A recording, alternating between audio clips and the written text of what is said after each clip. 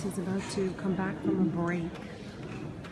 We are in Sofia, Bulgaria right now. We're in Bulgaria. This is the audience. Before he starts back up again. Okay, so first thing is to have a purpose. Second thing is to get attention. If you don't have a purpose great enough, if you don't have a purpose great enough, your people will not get attention. Okay? People are not lazy. This is told to me by executives around the world that people are lazy. People are not lazy. People are made lazy. People are made lazy by management. People are allowed to be lazy. Lazy is encouraged in our culture. People are not lazy. You're assigning the wrong blame when you say you have staff that's lazy. How many of you heard that before from a manager? People are lazy, people in Bugaria are lazy, the people in Eastern Europe are lazy, people on planet Earth are lazy. People are not lazy. People are made lazy. They're allowed to be lazy. How many of you don't have kids? Are your kids lazy? No. How old are they? The person that said yes, how old are they? How old is your kid? 9. Yeah, see, they're 9 and 14, they start getting lazy. Let's go back 6 years ago. At 3 years old, was he lazy? He woke up, let's roll. I want to eat something. I want to destroy my sister. Right? And then at 14 years old, he doesn't want to get out of bed. People are made lazy. They're made to be lazy. They're held down to be lazy. Listen to what you're telling your kids.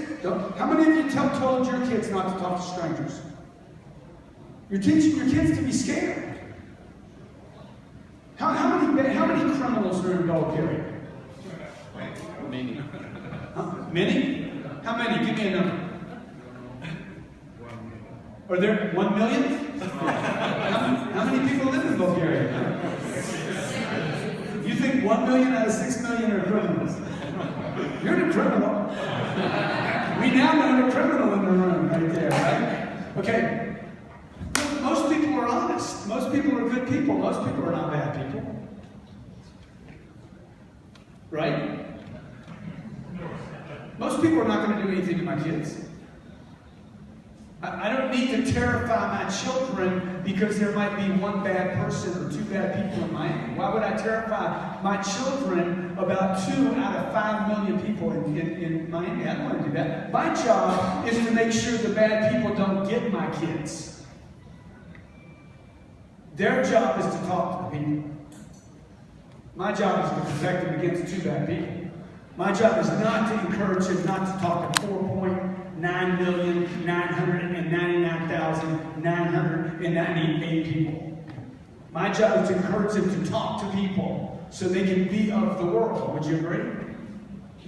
Otherwise, how are they going to make a living? How are they going to make their dreams come true? When you were 3 and 4 years old, when I was 8 years old, I knew I wanted to get rich. When I was 6 years old, I knew I wanted to be a writer. Thanks for sharing. Thanks for retweeting. To get rich. So freedom's a whole other thing. You can write a book about freedom and still not be free. Would you agree? You can get rich and not be rich. Right or wrong. I know people that are rich. I know people with $50 million that go back to the room to turn the lights out. Oh, no, okay, we can't leave that light on, okay? I knew a man once, the guy was so wealthy, it was unbelievable. And I watched him eat off of another table because they left food, and it saved him money. He wasn't a bad guy. This just was he was trapped in this idea of money, not freedom. So he never thought about, oh wow, I want to go from money to freedom. Most people think about advertising for a customer. I think about advertising to push my competition away. If you're selling a product to a company, they typically are talking about return on investment, right? It's not actually the right angle. The right angle, the appropriate angle is to own the marketplace. Right? It's not a return on investment. It's about, I want to dominate the marketplace. I want to pervade space. So that when you wake up in the morning, you think about it. Because Walt Disney's been dead for what, 50 or 60 years? You know Walt Disney? You know this name? It's everywhere. Mickey Mouse is like 90 years old. Okay, sales. Number one, always, I'm going to give you some sales tips. This is right out of a book called Sell or Be Sold. Number one, always agree with the customer. Now, I've noticed in Europe that there's this bad habit you guys have of telling people no. You have this need to tell people no before you tell them yes. I don't know what the deal is here. You know, I go to pay, we don't take that. Okay, hey, I'm just trying to pay you, man. Okay. I give this card, nope, we don't take that. Now somebody in management made a decision to take this card, but not this card. It's a bad decision. Let me tell you why it's a bad decision. This card, the company must be charged 3%, and this card is 4%. Right? This is American Express in my left hand. The company is telling the customer no. Do you know no stops the flow? Any no stops the flow. I don't want to do business with you when I get told no. How many of you in the room have been told no enough in your life? Like you don't need to be told no again in your life. How many agree with that? Okay. Same thing with your customers. Your customers should not be told no. You need to figure out how to tell your customers yes. Even if you're going to tell them no, tell them yes first. Always agree first. How many single women in the room? I'm going to give you let me see a hand for your single woman. No, come on, let me see a hand for your single woman. I know there's more single women here than that, okay? All right? So, guy comes to you. I'm just going to give you a crazy scenario. Work on her. All right? So, crazy scenario. Guy comes to you and says, I want to sleep with you. What do you say? You don't say no. Now you do. Something's wrong with you. What's wrong with her? Right? You wouldn't say no. You would say, always agree. Okay? And how would you say that? Without her changing her moral or principles, how would she say that? She would say, of course I would. Under the right conditions. Right? Something's wrong with her if she's not going to sleep with a man. So she would say, of course I would. Under the right conditions. It will handle, she's at a bar, a guy comes to her, hey, will you sleep? And there's no way she ever would, right? She would say, what's the answer? Never. Of course I would. Under the right conditions. Of course I would. Because it'll keep things calm. When you're with a customer, this is diplomatic. Okay? Well, of course we would do this. Mr. Cardone, would you sell your university for half price? Of course I would. Just not in this case. You understand? So you agree first. You agree, always agree first. I don't need to reduce my price. I'm selling a watch in Beverly Hills. Customer comes in, he drives in at lunch. What do you know right now? How many salespeople in this room? Like, how many of you consider yourself salespeople? Okay. How many are in business here? What's the most important thing in a business? What? No. Are you serious? Who told you the customer? What kind of bullshit you guys been reading? The most important thing in a business is sales. No, it's sales. I'm selling to a customer. Maybe. Who's Amazon selling to? Why is Amazon worth so much money? Because they sell things to a lot of people. Would you agree? So, do you know this show Shark Tank? Yeah. You guys watch Shark Tank? Yeah. You understand this show? There's 5 people, 5 business investors. Mark Cuban's one of them. They're gonna invest in a company, right? I come in, I pitch my company. Mark, this is my company. This is what it does. Okay, it does this and it does this and it. I'm selling, right? What do they always ask me? How much? The first question every time, how much are your sales? Right? Now, I'm going to ask you guys again. More people raised their hand when I said, who's in business than who's in sales. What is a business? It's a sales organization. Call it whatever you want. You guys in real estate. You got a real estate agent. Yeah, why do you just put sales in there? You guys in financial planning. You took sales off and put financial planner on there to make you look like a saint or something. Right? And then over the years, you quit selling. I know people that won't even call it customer service expert. What the hell is that? Can somebody sell me something? Right? So look, always agree. If you don't know what you're doing, it's selling is actually so simple. It is what? I'm conducting business. Right? How many salespeople are here? Let me see a hand. Right, good. What's the first rule of selling? Your kid doesn't want to go to school. You're a parent. Your job is to sell them on getting ready for school. I don't want to go to school today, Daddy. What are you going to say? Okay. I'm with you. I hated going to school too. Now put your shoes on. See the difference? Always agree first. Okay, number 2, always make a proposal. You need to come up with a proposal that has a solution. 72% of all companies do not make a proposal.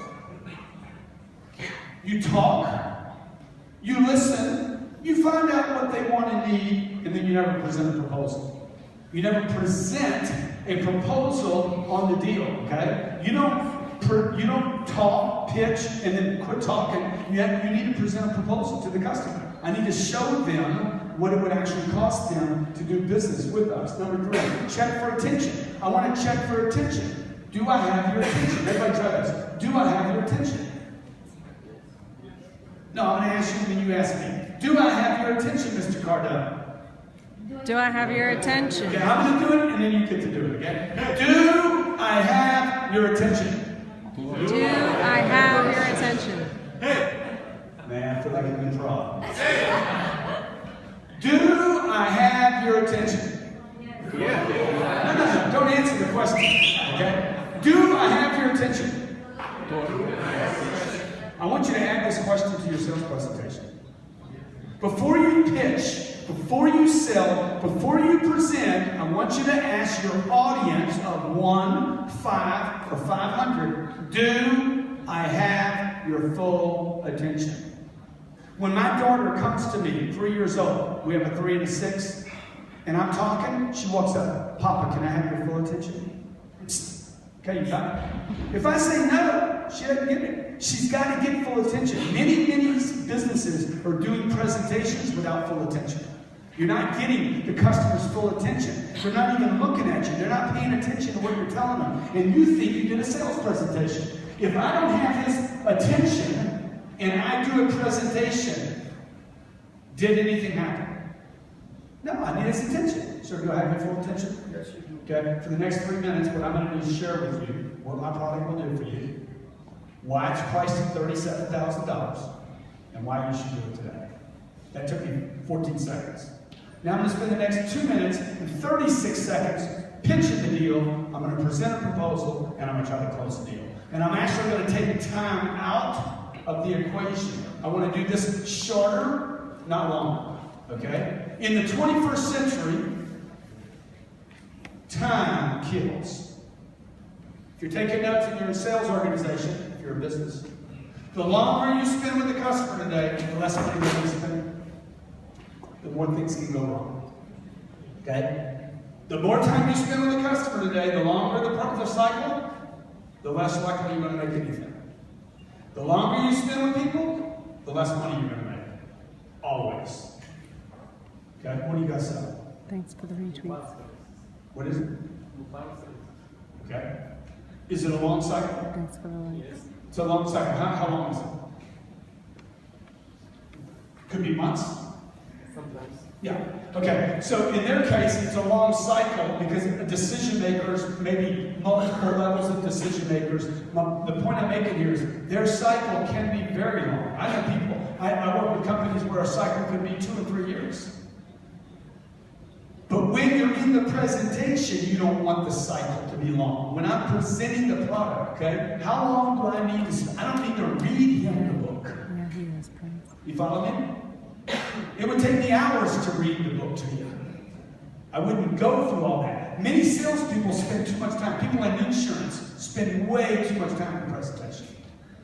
One, they don't have the full attention, okay? And number two, they don't know what people actually want to need, okay? The fourth thing you want to do is you want to check for trust. You want to ask people, how much of my presentation do you believe? You want to add this to your presentation. It might take time out of your cycle to do this. How much of my presentation do you believe? Just ask them, how many believe trust is important in sales or in business? Oh, of course, right? If I don't trust you, I won't give you this. If I didn't trust Katerina, I wouldn't have flown all the way over here. Got on a plane, leave my kids. I have to trust. So all you do to build trust, the way to build trust is not a trick. It's this. How much of what I've shown you do you believe? Now, most of the products that we sell in my office, we sell everything from a $50,000 product to a $200,000 product to I buy apartment buildings. It could be a $58 million transaction. Do you have an agent? Yes, I have an agent. Okay. It could be a $30,000 deal. It could be a $200,000 deal. It could be a $60 million transaction. All very complicated. The first project, the first product, it could be a three-year contract with a company. The $50 million deal, lawyers, lots of people on the phone, lots of it's done on the phone, okay? Those last two things, I would definitely do in every one of those phone calls. I did $126 million in real estate transactions in January. Do I have your full attention? 38 bidders on one property. I'm on the phone with them. I never met anybody. I did the whole deal over the phone. 38 bidders. I was one of the 38. All 38 people had money. All 38 were buyers. I'm on the phone. Do I have your full attention? Yeah, I got it. I got your full attention. I'm going to try to compress this, do it as fast as possible, because speed creates confidence in the receiver, right? The tighter my presentation, the more confidence I appear to have. Would you agree? The longer you talk, the more trouble you're going to get into. Right or wrong? You're going to start lying. You're going to start doing some Bulgarian language here in a second. You know, start exaggerating stuff. Okay? So the other thing I'm going to do is check for trust. On this call, I did this. How much of what I've just shared with you do you believe? I'll do my due diligence in 7 days. I'll close 30 days after that. I text him a proposal while I was on the phone for the property. I'm on a headset like this. I'm in my office on a headset, and I'm texting him my proposal while we're on the phone.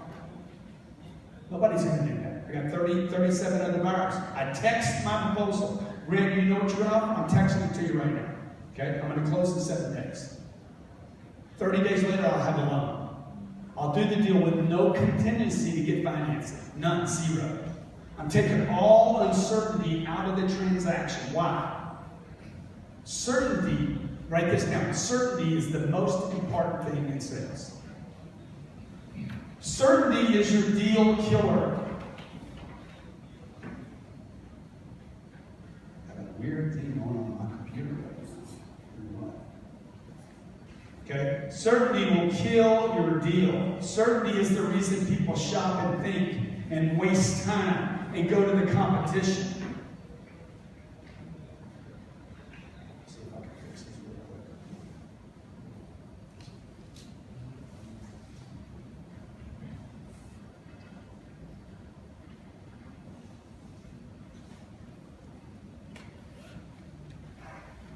It's either going to go really good right here or really, really bad. Okay? So I need to build certainty by asking, hey, how much of this do you believe? So I asked this gentleman on the phone, sir, how much of what I've shared with you do you believe? He's like, man, I believe all of it. How about the other person on the phone? We were on a conference call. How about the lawyers? Now notice, there's 4 people in the room. I'm on a phone call, and I'm going to get this answer from every person in the room. John, how much do you believe in what I just shared with you? Oh, man, I believe all of it. Bob, how much of what I just shared with you? I believe about 75% of what you said. Okay, person next to me is like, He doesn't believe you. Yeah, he does. He believes 75%. I don't need him to believe everything I said. How many agree you don't need somebody to believe everything you say? I don't need you to believe everything. Nobody believes everything. I read the newspaper, I don't believe everything. Right? So you understand what I'm doing here? Always agree, okay? Always agree when you're in a presentation. I told them, I said, look, I'm going to be your buyer for this property. I will be the buyer. I tell them, I am the buyer. We have 37 other bidders. I am your buyer. I'm going to close the deal. I'm going to do it in 7 days. 30 days from them, I'll get you the money. Okay? I guarantee I'll close the presentation. Always make a proposal. I text it. Now, the reason I want you to text people while you're talking to them is you increase your chances of closing the deal by 319% to text people content while you're on the phone with them. Okay? You increase your chances of closing a transaction 300 times when you text. You get my phone, right? Yeah. When you text, just turn it off. You're meerkatting. Okay, how many people? You know? Yeah. You don't like it? Okay. Where is it? There's been 193 people here, and hey, good morning. And it's